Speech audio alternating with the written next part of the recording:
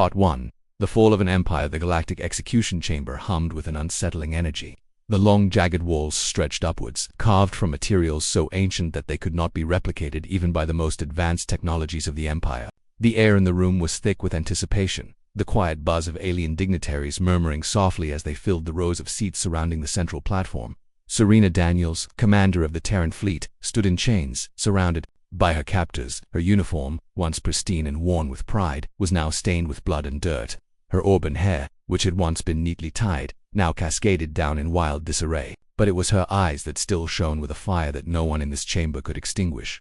Standing before her, the Emperor, towering in his dark throne, sneered down at her. His eyes, black and cold, radiated the arrogance of centuries of unchecked power.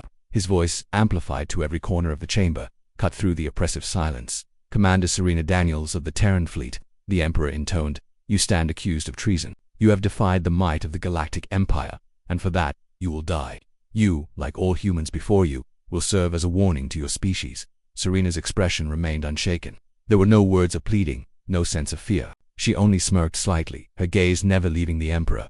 "You think killing me will stop humanity?" Serena's voice was steady, cutting through the air like a blade. "You've been hunting us for decades, and yet we've only grown stronger." The Emperor's expression twisted in amusement. "You speak of strength, Commander. But what is strength against the Empire? What is strength against the might of the galaxy? You'll find out," Serena whispered under her breath. The Emperor's voice boomed across the chamber. "Execute her." Part 2. The extraction procedure. The chamber's mood shifted as the mechanical hum of the execution process filled the air. The walls, once towering symbols of imperial dominance, now seemed distant, looming specters that could not protect the Empire's rule from the impending change. Serena was pulled onto the center platform, her body strapped to the cold metallic surface as glowing restraints clamped down on her limbs, rendering her immobile. The extraction probes began to emerge from the chamber's walls, long, sharp, and glistening in the dim light. These probes were designed to extract the essence of a prisoner, draining their will, their life, until nothing remained but a hollow shell. For every victim who had been subjected to this process, it had worked. But Serena Daniels was different. As the first probe began its journey toward her side, the room filled with the sound of the device's mechanical worry. Her heart raced, but her mind remained calm. She had prepared for this moment, though, not in the way the Empire had anticipated.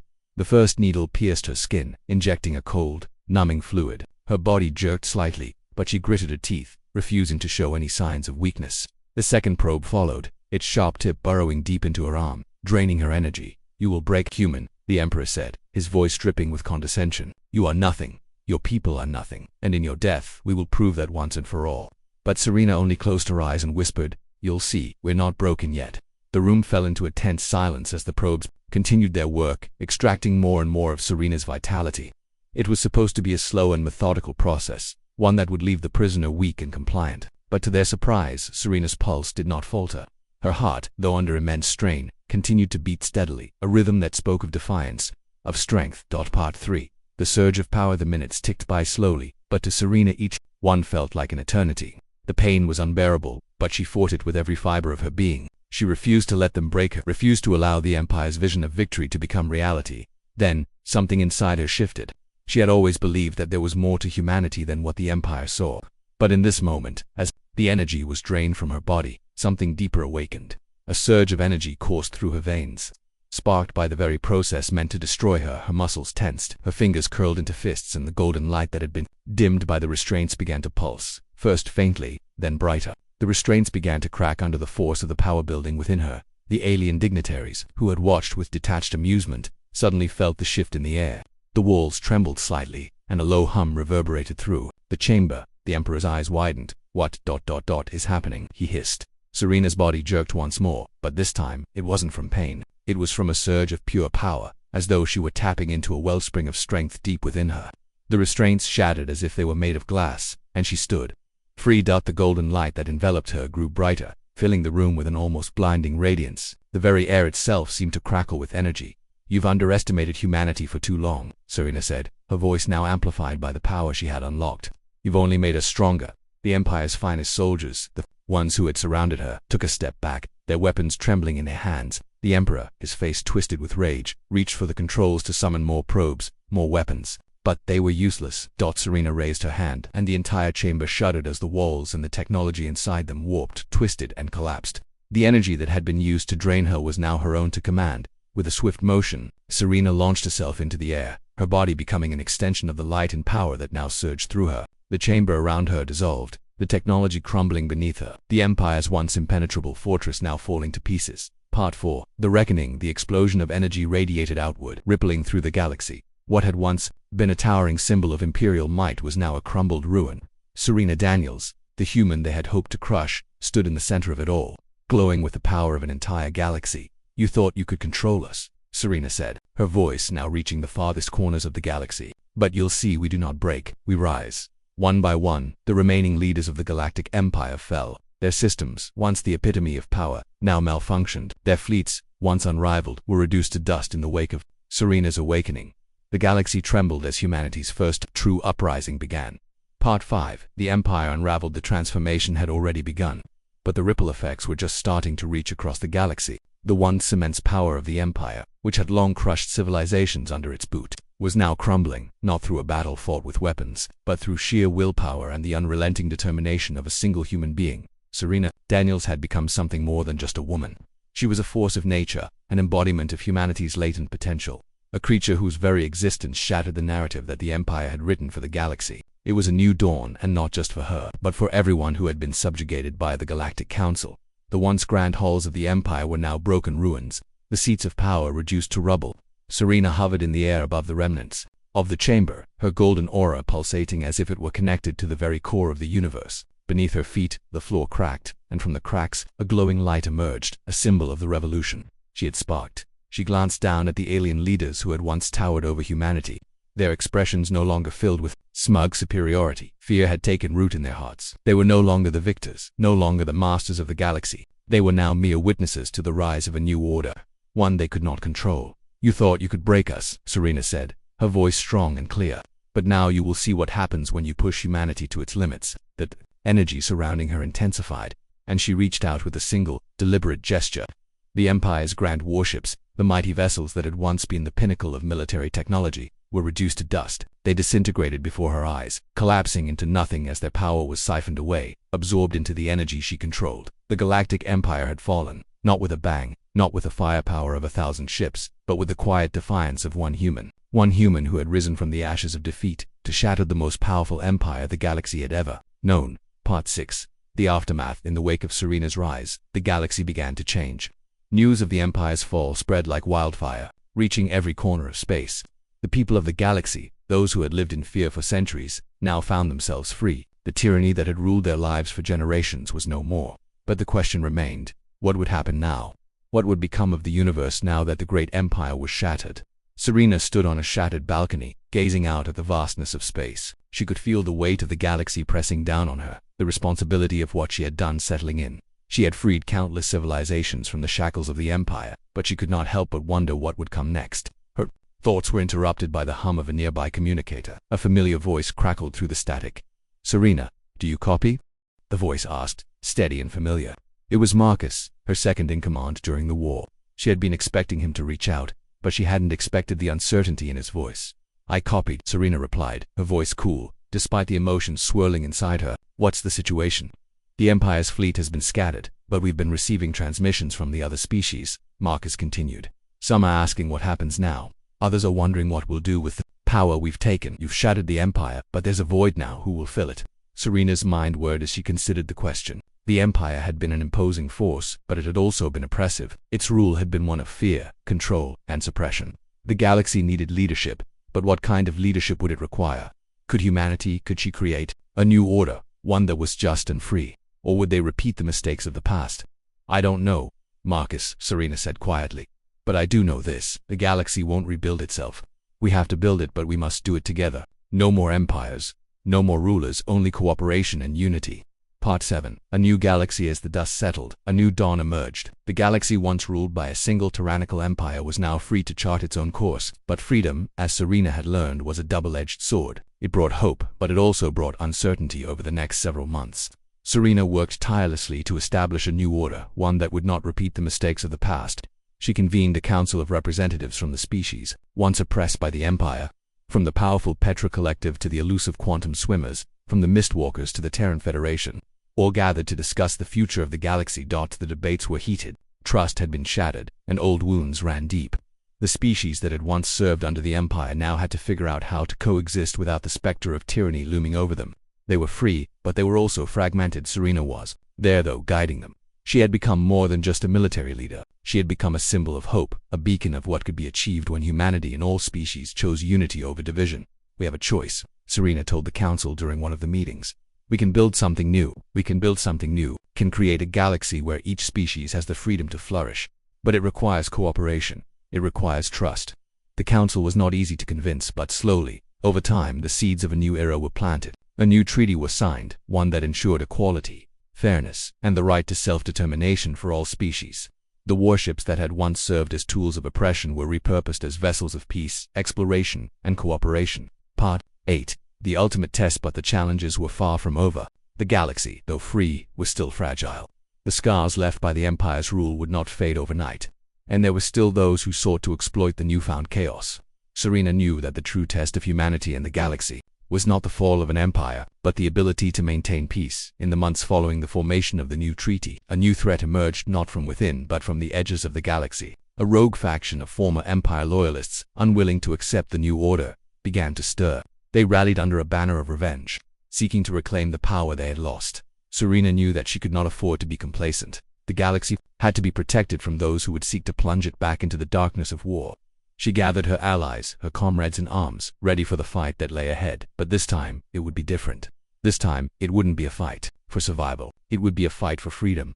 "We won't let them take it away from us," Serena said to her team as they prepared for battle. "We've already won the greatest war of all, the war for our future. Now we'll fight to protect it." Part 9.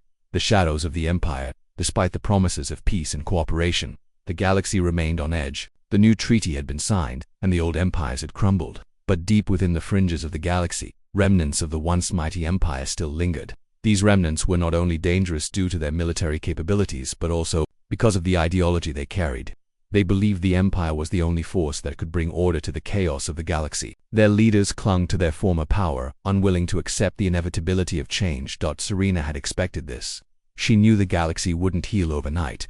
The wounds left by the empire ran deep, and there would always be those who sought to claw their way back to the power they once held. But it wasn't the immediate danger she feared.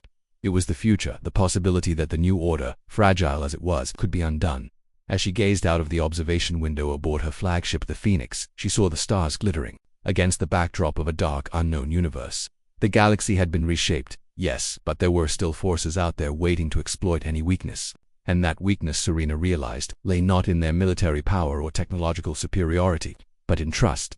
The galaxy had been built on the foundations of a centuries-old empire that had bred suspicion, betrayal, and fear. It would take more than an agreement on paper to rebuild what had been lost. Serena Marcus's voice interrupted her thoughts, and she turned to see him standing behind her. He was no longer the young, wide-eyed officer she had once known. His face was hardened by war, by loss, but still full of loyalty. "We've received another transmission from the far reaches of the galaxy. There's a rogue faction rallying. They're calling themselves the Reclaimers. They want the Empire back, and they're gathering power."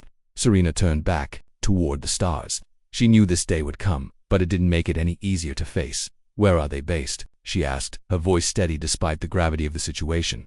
"On the fringes of the known galaxy, near the old Terran colonies. They're mining resources, rallying mercenaries, and starting to build fleets. It's only a matter of time before they move in force." Serena exhaled deeply. "We can't let this happen. The galaxy has already paid too much for its peace." Part 10. Preparing for war. The Phoenix was not just a symbol of the victory Serena had led. It was the heart of humanity's new order. The fleet that accompanied it now stood as the protector of peace, as the vanguard against any who would seek to destroy what had been rebuilt. It was a diverse fleet, made up of Terran ships and those of other species who had once been oppressed by the Empire. Together they were stronger than any singular force. But Serena knew that for all their strength, the coming fight would be unlike any they had faced before. This wasn't just a war of armies and ships, it was a war of ideals. The Reclaimers represented an ideology, one that believed in the power of the Empire, in the superiority of one race over another. They wanted to return to the old ways, to the days when the galaxy was ruled with fear and subjugation. Humanity's fight, Serena realized, was about more than defending the peace they had won. It was about proving to the galaxy that the future could be different, that peace, unity, and cooperation could prevail over empire, domination, and war. The fleet gathered in the command center of the Phoenix, and Serena addressed her officers and allies. "This is more than a military campaign. she said, her voice ringing with conviction. We are fighting for the soul of the galaxy. We are fighting for the future, and we will not let the ghosts of the past return. The faces of her team, the faces of those who had stood by her side through the darkest hours, were full of resolve. They were ready for battle, but they were also ready for something more, for a future that they had to build together, one fight at a time. Part 11. The first strike. The first strike came swiftly. The Reclaimers, with their growing power, launched a surprise attack on one of the outer colonies, a peaceful world that had embraced the new order. Serena and her fleet responded within hours, but the attack left a deep scar. The colony was decimated, its population caught off guard by the sudden and brutal assault. Serena stood on the command deck of the Phoenix, staring at the reports as they came in. The destruction was widespread, and the casualties were high. She clenched her fists in frustration. This was what they had been fighting to prevent. This was the chaos they had sought to end. But the Reclaimers hadn't just attacked for territory. They had attacked to make a statement. They wanted to show the galaxy that they still had power, that they still controlled the narrative. They were trying to break the spirit of the people, to show them that peace was a fleeting dream, and only the might of empire could bring real order. Serena's voice rang out, cold and determined. Prepare to strike back. We will hit them where it hurts, their resources, their fleets. We will remind them that the galaxy does not belong to them anymore. The room buzzed with activity as her crew prepared for the retaliatory strike. But Serena knew it wouldn't be easy. This war wasn't just about tactics or weaponry. It was about the galaxy's soul, and she was prepared to give everything to protect it. Part 12. The Battle of Hope. The battle that followed was one of the fiercest Serena had ever faced. The Reclaimers had built up an impressive fleet, and their warships were formidable, heavily armed and designed for power. But they lacked one thing: unity. Their forces were divided, ruled by fear and hatred, their commanders driven by a desire to reclaim what was lost, not to build something better. Serena and her fleet, though outnumbered, were united by something stronger, a vision of a future where peace, cooperation, and freedom were the foundation of everything. The battle took place above the shattered remnants of an ancient space station, once a symbol of the Empire's might. Now, it would become the site of their final stand. The debris from past battles floated in space like a silent witness to the atrocities of war. But the stars shone brightly above, untouched and eternal. The battle was fierce, but Serena's fleet had the upper hand. With precise coordinated strikes, they overwhelmed the Reclaimer ships, cutting through their defenses. It was clear that their time had come. The era of the Empire was over. Humanity's time had arrived. Part 13. The final victory. When the last of the Reclaimer ships fell, the galaxy breathed a collective sigh of relief. The war was over. Serena's victory had not only secured the future of humanity, but had also ensured that the galaxy would not fall into the hands of those who sought to dominate it. The peace was fragile, but it was real, and it was worth fighting for. Serena stood once again on the balcony of the Phoenix, looking out at the stars.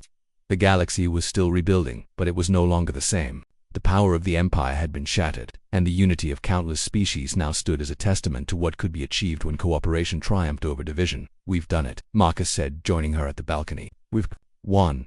Serena turned to him, her face weary but proud. No, we didn't do it. The galaxy did. Humanity, the other species, they all chose a new path, and we'll keep walking it, together. And with that, Serena Daniels, the woman who had defied the odds, who had shattered an empire, knew that the true battle had only just begun. The future of the galaxy was now in their hands, and this time it would be a future forged in the light of cooperation, unity, and hope. End of story.